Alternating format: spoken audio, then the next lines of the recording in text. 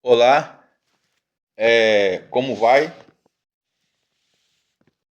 Muito prazer, meu nome é Fabrício Barreto Gonçalves e eu queria falar um pouco sobre um artigo de teologia acadêmico, a antropologia teológica, filosófica e bíblica. O homem, esse desconhecido de si mesmo. Ou seja, quando nós partimos da natureza e da compreensão do homem, limitado pelas condições da vida, seja na biologia, seja na física, seja na condição do homem, que é um ser, é um ente, ou melhor dizendo, filosófica e teologicamente, é um ente pensante, como diz Albert Camus, filósofo, né, e escritor, e também Voltaire, né, que são dois filósofos, e um teólogo chamado Batista Mondin, ou Batista Mondin. O homem, ele é um ser, um ente biopsico sociológico, teológico e espiritual. E o homem, ele tem a sua consciência, o seu livre-arbítrio, a sua capacidade ou faculdade de discernir entre o bem e o mal, entre o certo e o errado. Foi Deus que dotou o homem dessa faculdade, que nós chamamos em teologia e filosofia de faculdade ontico-metafísico-psicológico de escolha. Vou repetir, essa palavra grande meu, né? Custei gravar essa palavra. Faculdade ontico-psicológico-metafísica de escolha ou livre-arbítrio. Então, na sua cristologia antropológica, bíblica, alguns teólogos e alguns pensadores, como Emile Durkheim, Karl Rahner, que é um pensador católico, Henri de Lubac, poderia citar aqui vários e vários. Jean-Paul Sartre,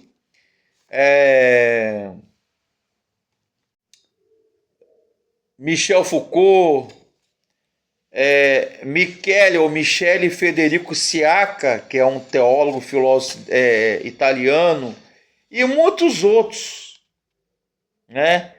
Quando a gente fala em natureza humana, nós procuramos procurar nesse breve artigo uma linguagem do ponto de vista de coloração científica, não está ligada ao arcabouço exclusivo de uma ciência particular, ou antropológica, sociológica, teológica, filosófica, histórica, não. Tanto no viés bíblico, teológico, religioso, como no viés acadêmico, antropológico, sociológico e filosófico, por que não dizer, partindo por esse cerne, esse prisma, essa ótica, nós vemos que o homem é um ser vocacionado à transcendência. O homem foi criado, segundo a Bíblia, à imagem e semelhança de Deus. Como diz Estevão Bittencourt, que foi um grande teólogo monge, beneditino, católico, e também Norma Geisler, que é um teólogo cristão, protestante. O homem foi criado à imagem e semelhança de Deus. Mas destacamos aqui nesse breve artigo o princípio da morte e da vida. É o chamado bios, ou seja, a vida, ok? E o thanatos, que quer dizer morte. A luta pela vida contra a morte, e que se constitui um problema para o homem, né? Citando aqui Campbell, que foi um grande teólogo também, batista, né? Alexander Campbell. Depois ele foi para outra igreja, depois voltou para Batista de novo. Eu não sei porque, como é que o pessoal vai e volta, vai e volta. Eu sempre tive essa linha bíblica, teológica, cristã. Fui católico, presbiteriano, fiz seminário presbiteriano, seminário batista, filosofia, teologia, religião, mas sempre pautando por esse livro aqui, chamado Bíblia, né? Pela Bíblia, que é esse livro aqui. Vou usar aqui a Bíblia de Jerusalém, né? Antigamente eu usava muito nas minhas pesquisas, mas hoje a Bíblia de Jerusalém, tá? Eu comprei num sebo lá na Avenida Presidente Vargas, lá no Rio de Janeiro. Um sebo antigo, nem sei se ainda existe, de livros usados. Custou R$ 5 essa Bíblia na época. Já tem mais de 20 anos. A Bíblia de Jerusalém, da editora Paulus, ok? Então, a gente usa, né? A Bíblia de Jerusalém, tá aqui. Da editora Paulus, editora Paulinas. Custou R$ 5 num sebo lá no Rio de Janeiro, na Avenida Presidente Vargas, lá perto da base da Petrobras, da Rua da Candelária, no Rio de Janeiro. Então a Bíblia, tanto a Bíblia como os livros de religião, a Torá, a Taná, o Rig Veda do budismo, hinduísmo, do taoísmo, como os livros de Mormon, né? Até os livros espíritas falam, né, nessa capacidade humana de livre-arbítrio, livre-agência. E sobre a consciência e a liberdade, e a consciência da finitude, da morte, o sofrimento humano, né? São marcas indeléveis que o homem traz com si no arcabouço, no seu bojo, como dizia um ex-professor chamado Reinaldo Purim, lá do Seminário Teológico Batista do Sul, na Tijuca, Rio de Janeiro, as marcas da morte, né? A personalidade, o envelhecer, o alvorecer, né? Nascer, crescer, envelhecer, juvenescer, adolescer e chegar na fase adulta, que é a fase que eu tô para a vida provecta, né? Para a vida idosa, ou terceira idade, como que ele chamar, tô indo para lá. Não cheguei ainda não. Mas eu ainda não tenho 60 anos, então eu não posso falar que eu sou idoso. Não é isso? Meus caros amigos, irmãos, alunos, colegas de seminário, de faculdade de teologia. Eu faço algumas perguntas, alguns questionamentos. Aí surge a divindade de Deus, de Jesus, a humanidade de Jesus e a contramão à finitude humana.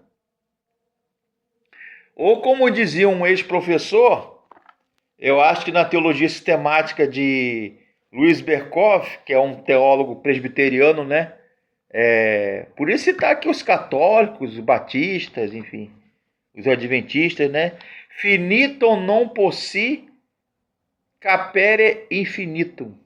Finitum non possi capere infinitum. Como pode o finito homem, falho, pecador, homem, finito, compreender o infinito Deus? O máximo que nós conseguiremos é reduzir, anular, minimizar, reduzir o infinito, o transcendente, imanente Deus, à nossa finitude humana. É a tradução da frase, finito non possi capere infinitum. Ou seja, então, um questionamento